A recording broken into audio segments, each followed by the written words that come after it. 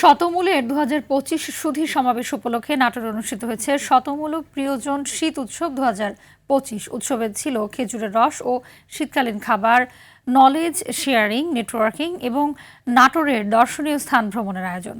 আর জানাচ্ছেন আব্দুর রহিম। শতমূলের সুধী সমাবেশ উপলক্ষে নাটোরে অনুষ্ঠিত হয়েছে শতমূল প্রিয়জন শীত উৎসব ২০২৫।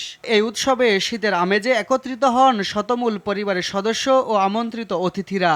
আবিষ্কৃত যে জাতগুলো আছে সেগুলোর উপর আমাদের কাজ করতে হবে। প্রকৃতির ছোঁয়ায় সাজানো আয়োজনে ছিল খেজুরের রস ও শীতকালীন ঐতিহ্যবাহী খাবার, পাশাপাশি নলেজ শেয়ারিং ও নেটওয়ার্কিং সেশনে অংশ নেয় অতিথিরা।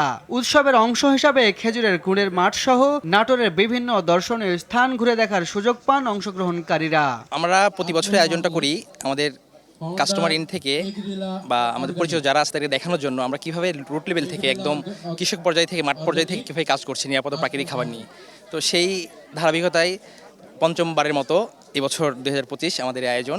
আমাদের আলহামদুলিল্লাহ সারা দেশ থেকে প্রায় ২০০-এরও অধিক আমন্ত্রিত অতিথি বা মেহমান আসছে আমাদের প্রোগ্রামে।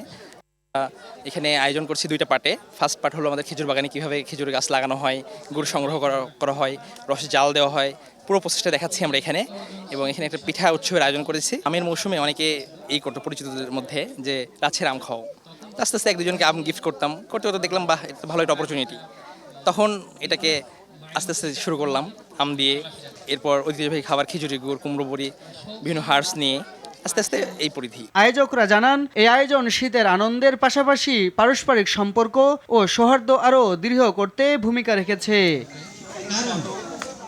আব্দুর রহিম, RTV